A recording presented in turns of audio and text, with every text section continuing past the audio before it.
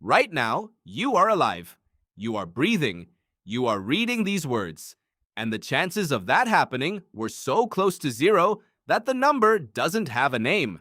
Not unlikely, not rare, impossible, by almost every measure that has ever existed. And yet, here you are.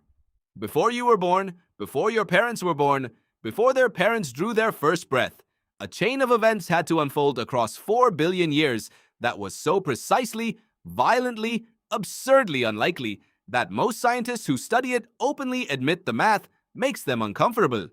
Nick Lane, a biochemist at University College London, once described the origin of complex life as the single most improbable event in the history of the planet. Not the origin of life itself, the origin of the kind of life that could eventually become you. Let that sit for a moment. Your existence didn't begin with a pregnancy. It began with a merger. About 2 billion years ago, a simple bacterium was swallowed by another simple microbe. Not digested, not destroyed, absorbed. The bacterium survived inside the larger cell and over time became something new. It became the mitochondria humming inside every single cell in your body right now.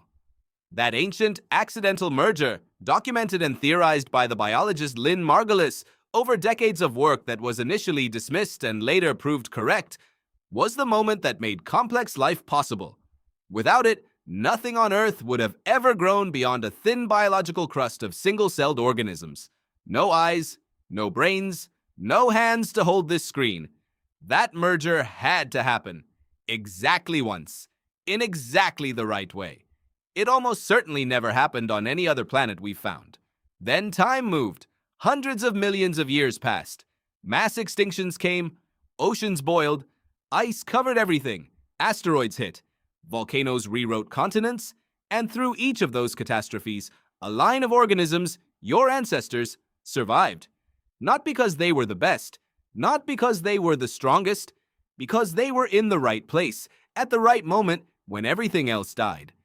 The asteroid that ended the dinosaurs 66 million years ago didn't just kill the largest animals on Earth, it opened a door. Small, warm-blooded mammals, creatures that had spent millions of years hiding underground, eating insects, surviving on scraps, suddenly found themselves in an empty world.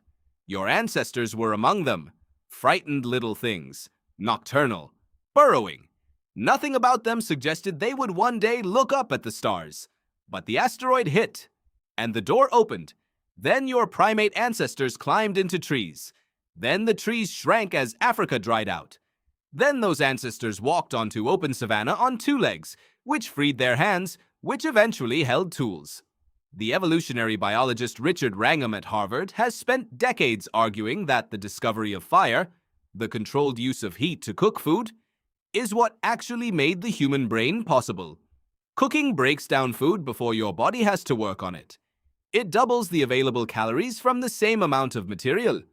It made feeding efficient enough that energy could be redirected toward growing a brain 3 times larger than your closest primate relatives. Your brain exists because a long ago ancestor held fire. But you are not just a product of evolution. You are a product of an almost incomprehensible lottery of reproduction. The geneticist Ali Benazir once attempted a rough calculation of the odds that any specific human being would exist. He started with the probability that your mother and father would meet, then the probability they would reproduce, then the probability that among the hundreds of millions of sperm cells in a single moment, one specific cell would reach one specific egg. Then he extended that backward. The same calculation applied to every single one of your ancestors across your entire lineage, all the way to the first animals to crawl onto land. His estimate, roughly 1 in 10 to the power of 2,685,000. That is a number with nearly 3 million zeros. Written out, it would fill thousands of pages. It is not a number the human brain can feel. It is so far beyond improbable that it wraps back around to something that almost feels like destiny. Except it isn't destiny. It is accident. Accident upon accident upon accident, accumulated across billions of years, somehow producing a nervous system capable of asking the very question it emerged from: why do you exist? The short answer is that you don't have a reason. Not in the way the question implies. You exist because a rock hit the earth at the right angle, because a bacterium survived being swallowed, because one ancestor chose a fire instead of running from it, because one sperm cell moved a fraction of a millimeter faster than the 300 million beside it.